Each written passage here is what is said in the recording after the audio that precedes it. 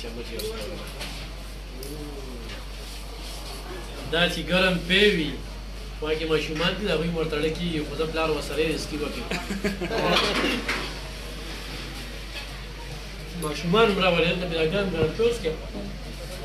وایي وګوره داسې والد صاحب دلته زنده باد او ماشاءالله خدای ورته دا بچي لوی کړي نیکعمله بالغه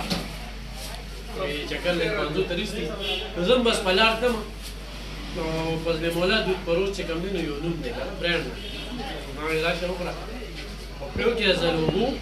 د شاتو او د کوې د خوند مې پکې نه و کتلې هلته نو سیاسي کمپین کې زه به په مولا نه ورته پینس کوم کمپین هم کوم او چې ومې ګټلی که نه د دې پیو طاقت په هدایت ساته کرین مې نه خاله او په دې کرین کې به دا ټولې ښځې وچتم مننه